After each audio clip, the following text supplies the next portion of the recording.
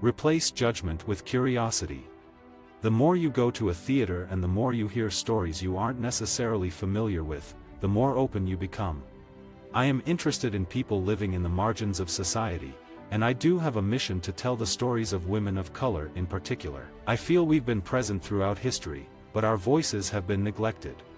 Intimate Apparel is a lyrical meditation on one woman's loneliness and desire. Fabulation is a very fast-paced play of the MTV generation. I love Twitter. I do see myself as an old-fashioned storyteller, but there's always a touch of the political in my plays. The theater should reflect America as it's lived in today, and that is a multicultural America. My interest in theater and storytelling began in my mother's kitchen. It was a meeting place for my mother's large circle of friends. I think that human beings were incredibly resilient, otherwise, we wouldn't keep going. I was repeatedly told that there isn't an African American woman who can open a show on Broadway. I said, well, how do we know? How do we know if we don't do it? I said, I think you're wrong. Ruined was a play which was somewhat of an anomaly in that I did not take a commission until it was finished because I really wanted to explore the subject matter unencumbered. Otherwise, I felt as though I'd have the voice of dramaturges and literary managers saying, this is great, but we'll never be able to produce it. The people sometimes who are closest to us are the ones who bear the brunt of our frustration. The stage is the last bastion of segregation. The essence of creativity is to look beyond where you can actually see. I don't want to dwell in the same place too long.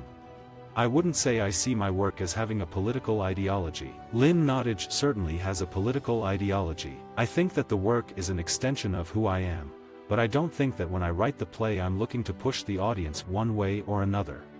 Plays are getting smaller and smaller, not because playwrights' minds are shrinking but because of the economics.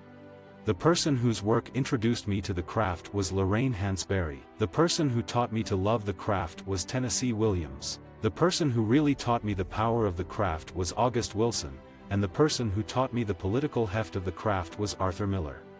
I always describe race as the final taboo in American theater. There's a real reluctance to have that conversation in an open, honest way on the stage. I can't quite remember the exact moment when I became obsessed with writing a play about the seemingly endless war in the Democratic Republic of Congo, but I knew that I wanted to somehow tell the stories of the Congolese women caught in the crossfire. I always thought of my mother as a warrior woman, and I became interested in pursuing stories of women who invent lives in order to survive. Winning the second Pulitzer firmly places me in conversation with this culture. I see procrastination and research as part of my artistic process. It's incumbent on us to reach beyond the confines of the institutions that traditionally produce art and find new ways to get it to the people. I am a storyteller by trade. I've been asked a lot why didn't Ruined go to Broadway. It was the most successful play that Manhattan Theater Club has ever had in that particular space, and yet we couldn't find a home on Broadway. I find my characters and stories in many varied places. Sometimes they pop out of newspaper articles, obscure historical texts, lively dinner party conversations, and some even crawl out of the dusty remote recesses of my imagination. I feel like Sweat arrived on Broadway at the moment that it needed to. I feel like a commercial audience was not prepared for Ruined or Intimate Apparel for many different reasons. It's very easy, when we're reading those articles on the 20th page of the New York Times, to distance ourselves and say, it's someone else.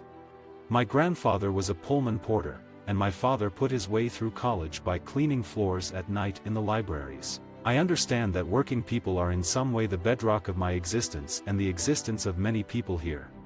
I try to be led by my curiosity. Even in Congo, where conflicts are happening, people have births, weddings, deaths, and celebrations. I'm a schizophrenic writer. I need a release from whatever I'm writing. Each play I write has its own unique origin story. If you lead with the anger, it will turn off the audience. And what I want is the audience to engage with the material and to listen and then to ask questions. I think that Ruined was very successful at doing that. African American women in particular have incredible buying power. Statistically, we go to the movies more than anyone. We have made Tyler Perry's career. His films open with $25 million almost consistently. In the business of war, the role of women is really to maintain normalcy and ensure that there is cultural continuity. I knew that there was a great deal of depth and life that was sitting just beyond my mother's gaze. In many ways, I consider those to be my formative years, because when you're in school, you have a distant relationship to the world and that most of what you're learning is from books and lectures. But at Amnesty, I came face to face with realities in a very direct and harsh way. There's never any ebb in human misery. My hobby is raising my children. By the time I reached 50, I'd accumulated many unresolved fears and desires. Growing up in New York City, I'd flirted with the idea of driving, but between the subway and the sidewalks, I'd never needed to learn. I am a Tony voter. It is an honor that I take seriously. Each season, I enter the process with a degree of enthusiasm and optimism, which dissipates as I slowly plow through show after show. Broadway is a closed ecosystem. If the Tony Awards want to remain relevant in the American theater conversation, then they need to embrace the true diversity of voices that populate the American theater.